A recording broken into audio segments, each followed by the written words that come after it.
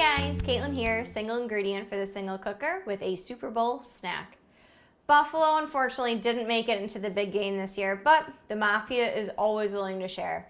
So in this episode, we are going to be focusing on Crescent Rolls, which make a fun twist on a Buffalo favorite of beef on weck. Super Bowl is a fun time, so if you're cooking for one or some, we're gonna have some snack time fun. So our Crescent Roll ingredient is really fun to use because you can use it for a lot of different snacks and a lot of different roll-ups. In this situation, because we're making beef on weck, we're gonna be filling it with roast beef and cheese, and then our special sprinkle of seasoning on top. Make sure when you are using these though, you've kept them in the fridge until you are completely ready to make your recipe, because if not, then the dough gets too sticky and you can't roll it out well, and then when you try to roll up your ingredients, it's gonna be a wet mess. There it is. This recipe is easy squeezy for a super simple snack to make on your Super Bowl Sunday. Okay, so we are gonna start with the roast beef. Now you're supposed to put like 2 pieces of deli roast beef on. I'm not doing that. I'm just gonna put 1 and cut it in half because honestly these pieces are really big and I don't need it to get too soggy on me when I roll it up. So I got my roast beef. As simple as this, I just split it in half, piled it on. In Buffalo, we like things a little bit spicy. We like a little kick. So on one of them, I'm gonna put some horseradish. Not a super ton because you don't wanna kill people because this is a little baked in surprise that they may not realize might be so hot. And especially if you're getting it in Buffalo, each batch is made a little bit different, so you never know what kind of spice you're about to get. We're gonna cut our just simple generic cheese stick in half. And then we roll. Now my crescent rolls are also just generic because honestly, especially if you're making it for a big crowd, save some money.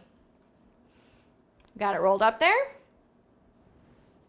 Perfect little burrito of roast beef. Now I'm gonna make this one same way, which is 2 halves of the roast beef piled in.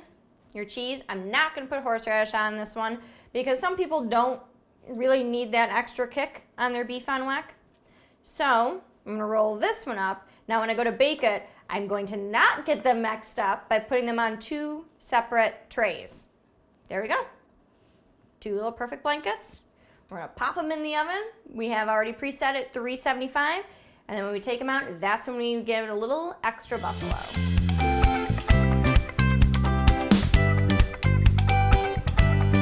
Got my canned Au Jus. I'm gonna just get it in my pot, put it on the stove, and bring it to a simmer while my Super Bowl snacks cook away.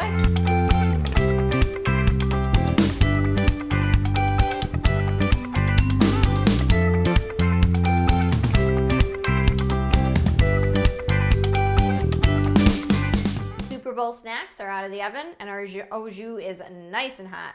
So what we're gonna do is we're gonna take, I have a silicone brush, which these are absolutely awesome to use. If you don't have one, I recommend getting one.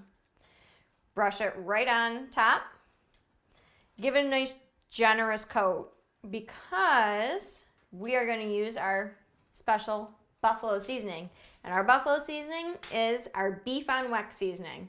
We got this out of a jar, but if you can't find it out of a specific Buffalo jar, it is caraway seeds and coarse salt. That's all you need to find. And you just sprinkle it on top. And that's it. You got a beef on weck twist in a crescent roll.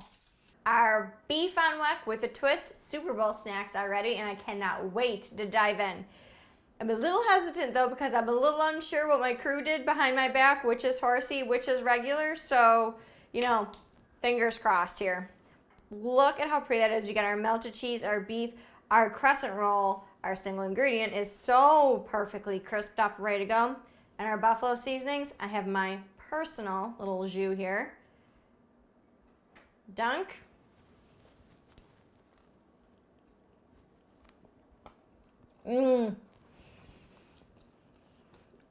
It's just a perfect beef on weck, but what's great about this is it's small. You're not gonna fill up, so you have plenty of room for your other Super Bowl snacks. This is a single ingredient for the single cooker.